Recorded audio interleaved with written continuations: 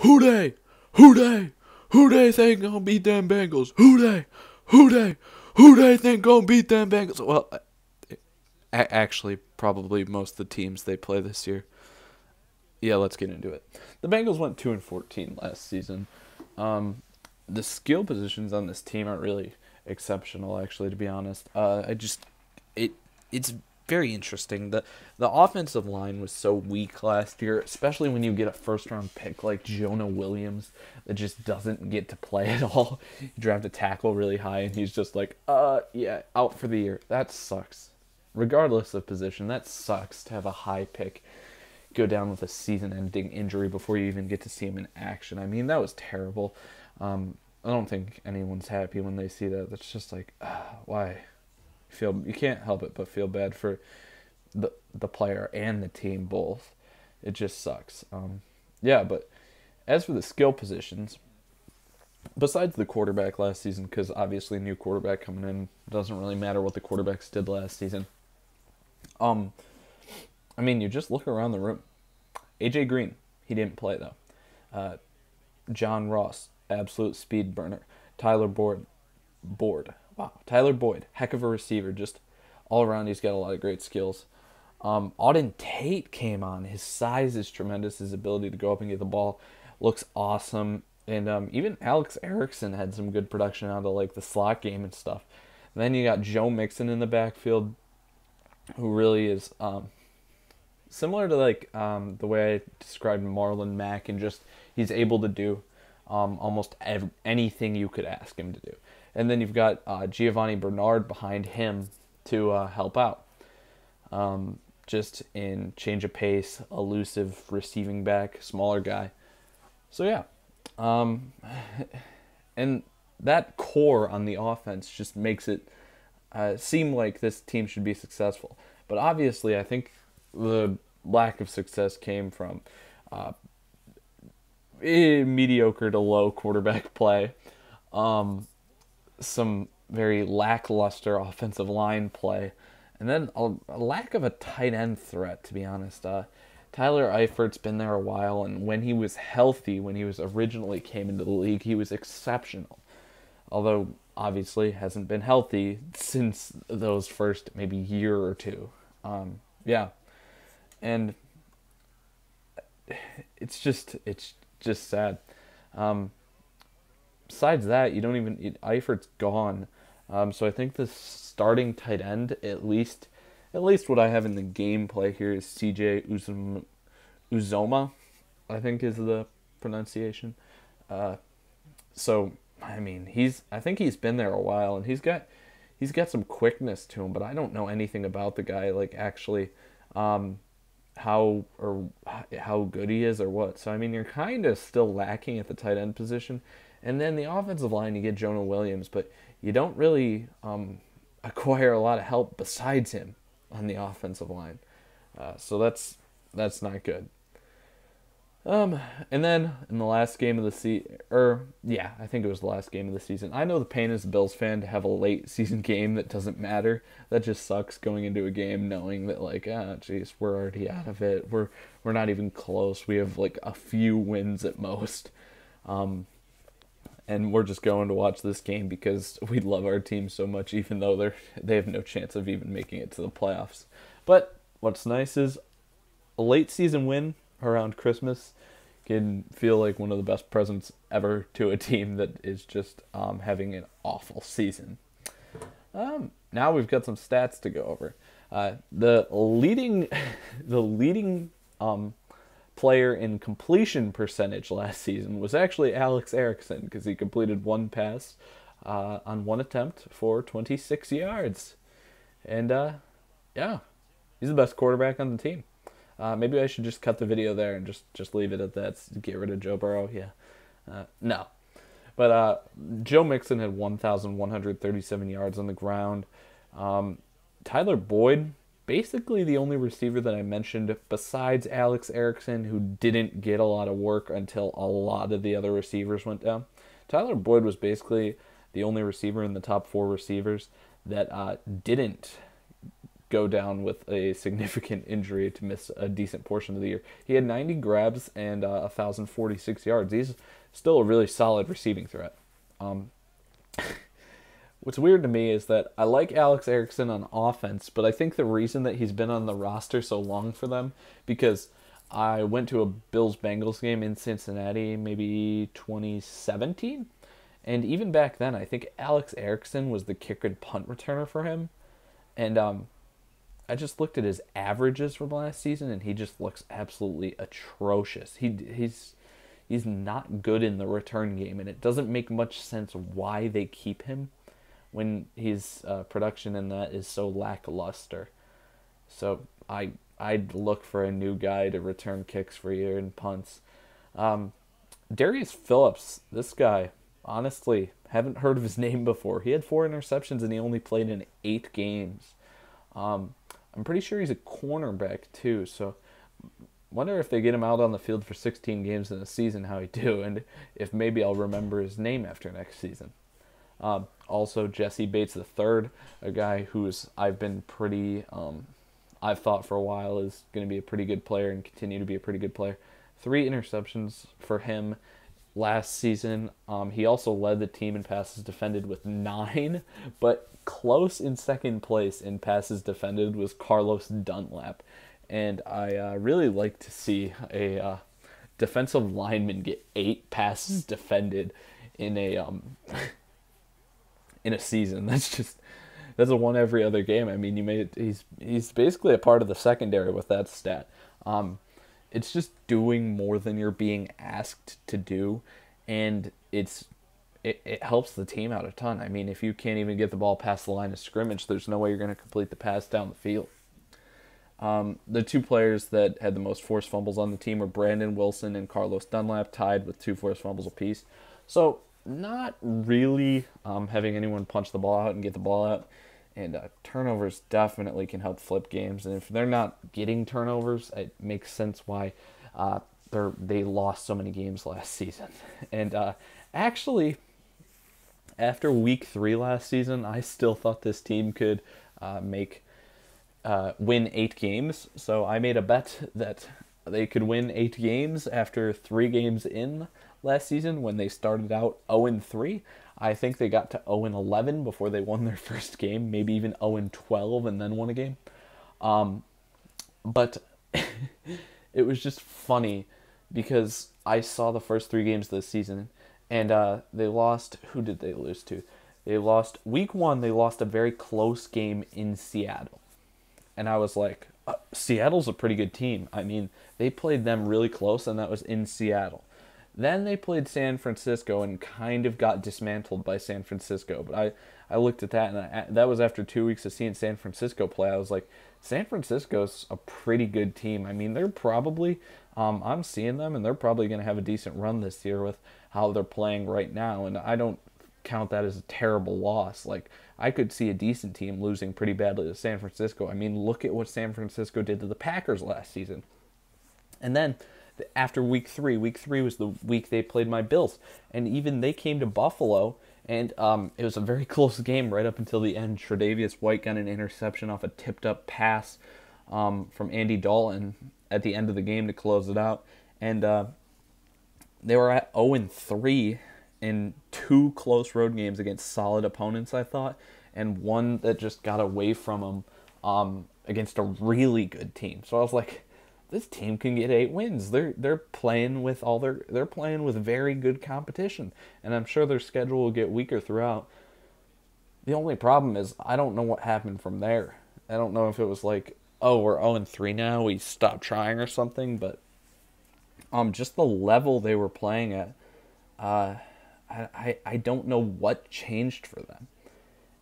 Because they played 3 solid teams and they lost 3 games, but then I saw them go against Pittsburgh without Ben Roethlisberger on, I think Monday Night Football was week 4, and they looked atrocious. They looked like they didn't know what they were doing. It may have been a Thursday night game too. I just think it was a night game, week 4, and they looked really bad. From that point on, until the end of the season when they were able to grab their 2 wins, they just looked really, really bad, and I can't pick out what it was that changed their season so much. But obviously, I didn't win the bet with them not even coming close to 8 wins. So, yeah. Carlos Dunlap had 9 sacks. Sam Hubbard had 8.5. I didn't realize how much production Sam Hubbard had. I've heard his name before, but didn't realize how he seems like he's a pretty relevant player to the team. Also, Sean Williams, Jesse Bates, and Nick Vigil all surpassed 100 tackles for this season. And then 13 tackles for loss for Dunlap to show how important he still is. And then 10 tackles for loss for Sam Hubbard. So he's also really important to this team too. The one area that really affected them badly was injuries. And like I said, there was that random point where it seemed like week 4 was like the drop-off point where they just were like, okay, we're going to be bad this year. It's whatever. But before that, they dealt with a heck of a lot of injuries all the year. And it didn't really... so they were still playing well in those early games, but they had a lot of injuries then. And then throughout the year, they had even more injuries. Maybe it was the fact that the receiving core was getting so weak. Maybe at around the week 4 time. I don't know for sure. It just something was up. They had Darqueze Dennard, Cordy Glenn, AJ Green, Dre Kirkpatrick, Ryan Glasgow, John Ross, Auden Tate, Jonah Williams, and Kerry Wynn. All of those players I just mentioned are the players that I thought significant enough to mention. But also, another key thing about those players is all of them missed at least 4 games. What? That's a quarter of the season. And I'd say, 1, 2, 3, 4, 5, 6, 7, 8 out of the 9 guys I mentioned probably would have been starters that missed a quarter of the season. They got hit with the injury bug pretty badly. You just can't predict that stuff. So, I mean, I think the roster is a little better this year, but I also think that there's almost no chance that they get as unlucky with the injury bug this year. Actually, with how it's been going, it seems like it's the Cleveland Browns that are the team that have really been dealing with the injury bug in the AFC North so far, and that's been on their defense mainly, and I talked about that in their video. But, yeah, let's talk about some players that left their team. Clayton, I don't know about this last name. I've never heard anyone say it out loud. I'm going to go with Fegedellum. Clayton Fegedellum. Well, luckily I don't take multiple takes, so that's what you're going to hear. Yeah, but I heard he was a really good special teamer for him, and he went to Miami. Probably not going to be a starter there, but I mean, I'm sure missing a special teams player would be annoying. Also lost Hardy Nickerson, Nick Vigil, a guy who put up huge tackle numbers for them last season, as I already said. Tony McRae, Andy Dalton would be a bigger loss if they didn't replace him with a number 1 overall pick, Heisman Trophy winner. Andrew Billings, John Miller. I don't know. I thought he was starting for them, so I don't know. Darqueze Dennard and Dre Kirkpatrick also thought they were starters for him. And then Tyler Eifert, guy who we all have known for so long. I think he's been in the league since 2013, and he's probably completed 1 or 2 seasons, maybe 3, as I said earlier. But lost a decent amount of guys, and they added some talent back. They got DJ Reader on the defensive line, which I think is a really interesting addition to get your best player acquired in the offseason, not including the draft, in DJ Reader, as you have Geno Atkins and Carlos Dunlap on the team.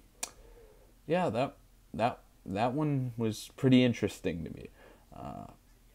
They also got some I think maybe I'm thinking about the draft. They got a guy in the draft. No. I'm sorry. It's just a page down on my notes. They also got Mike Daniels. So that defensive line this year may look really nasty.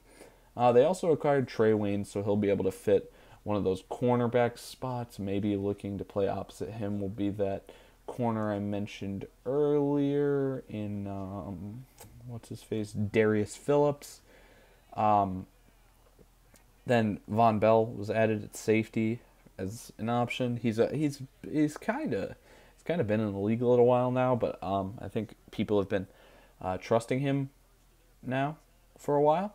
Xavier Suafilo has been a long time veteran. He he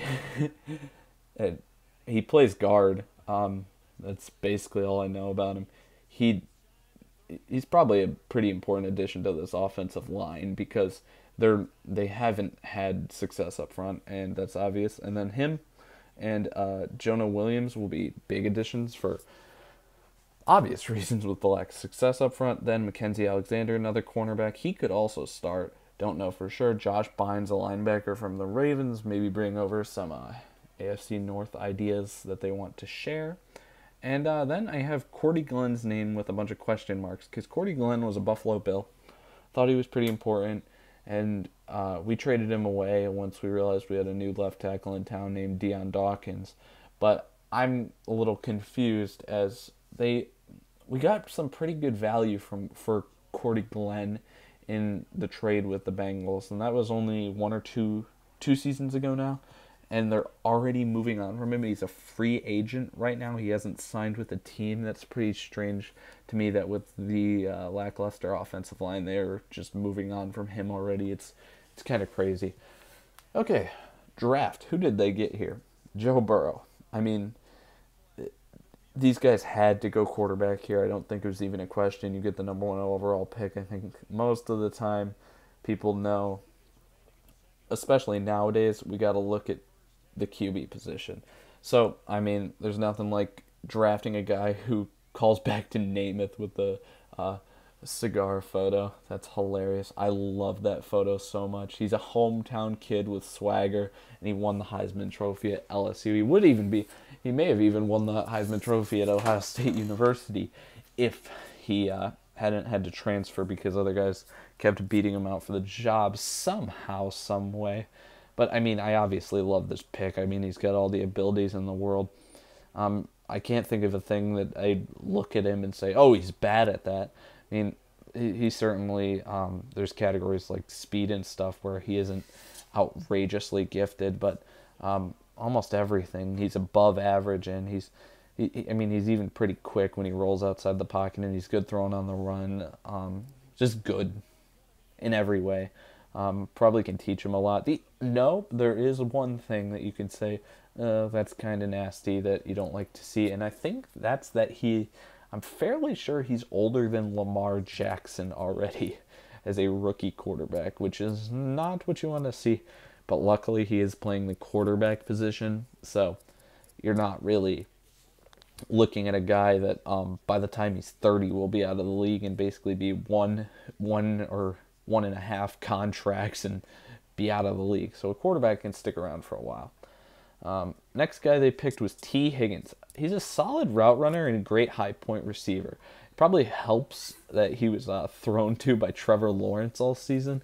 The only thing that seems weird to me is he looked pretty quick when I was watching him now, but the only thing I remember from when I was watching him pre-draft is that I thought he was a lot slower. But he looked good and quick for his size in the most recent stuff that I looked back to watch, and I like him more than I did before. And now we're moving on to the next pick, our off-brand player of the video. Today's off-brand player of the video is Logan Wilson, who is just off-brand TJ Watt. All right, next player, Akeem Davis-Gaither. He's a very solid, versatile 3-4 outside linebacker. Saw him rush the passer, but also saw him drop back into coverage, which was kind of interesting. You usually see a lot of one or the other from players, and it was kind of more like a balanced split of coverage snaps to pass rush snaps, at least on the pass plays that I saw, and that's cool. Versatility's great. Next guy, Khalid Kareem, plays great against the wing T option. I don't know if that'll be much help in the NFL, but yeah, he actually forced. He was really efficient at forcing fumbles. He got a lot of tackles for loss, sacks, and even he would get his hands in the way in passing lanes and swat balls down. I mean, I really liked what I saw from this guy, defensive end, and just looked good. I think he's pretty sure from Notre Dame, and I really like that pick. That guy could be a pretty good player for where they got him in the draft. Like him a lot. Next up is Hakeem Adeniji.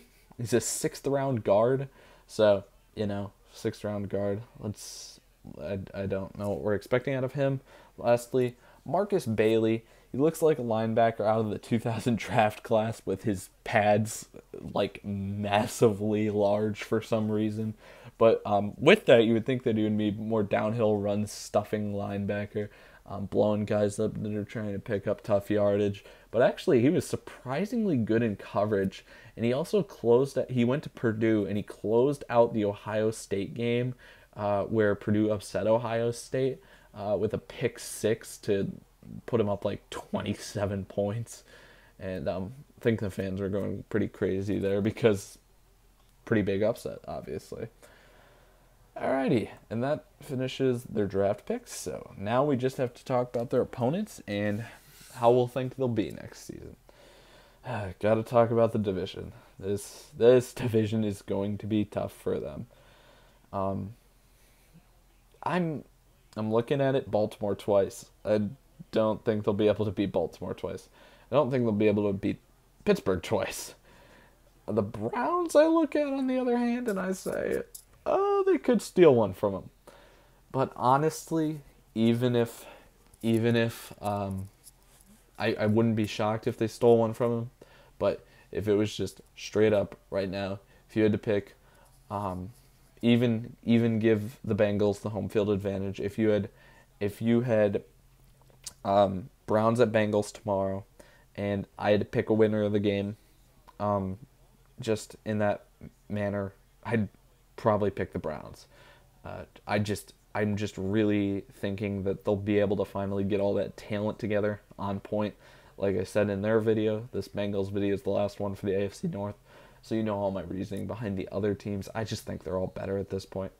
And I think the Bengals are definitely on the right path, though. Like Jacksonville, ever since I did their video, they're trading away even more and more talent. So I mean, we could drop their record even more than I had it. I think I only had them at 4-12. We could drop it to like 2-14, 1-15, 0-16, prediction territory. Gardner Minshew may will them back up to those 4 wins that I predicted them, but the Bengals are on the right track. While teams like the Jaguars are still on the downtrend, which is. You got more draft picks now, Jacksonville, but you kind of need to keep some players to improve, which is an issue. And the Bengals are doing that. It's just not. It's not. I don't think it's this season unless Joe Burrow's rookie year is just having him average like 45 points a game for the Bengals, and they're not even running the ball at all, and their defense needs to get one stop to win them games, but. Sadly, I don't see that happening, so in the division, I'm going to have to go with an 0-6 record.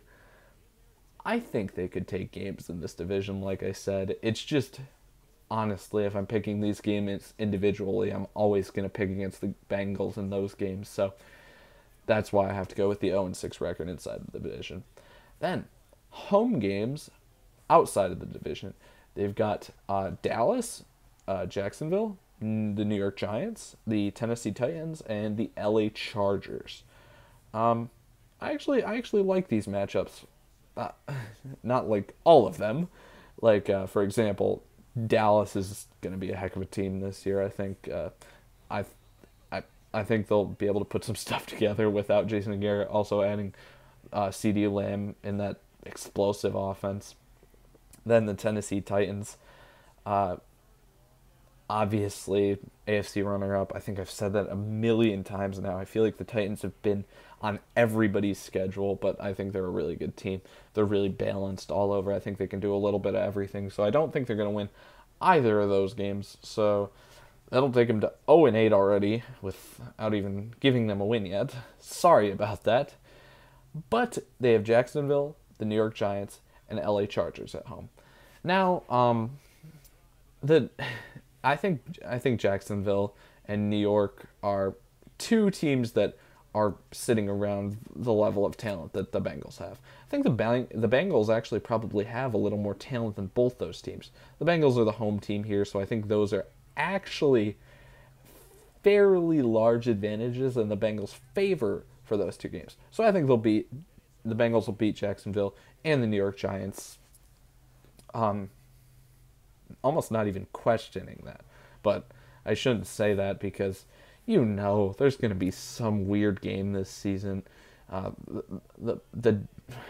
can't think of a matchup that's for sure going to happen, but Jacksonville could definitely beat the Titans twice just because who knows what the heck goes on in the NFL. I mean, there's crazy games all the time. But yeah, back to it.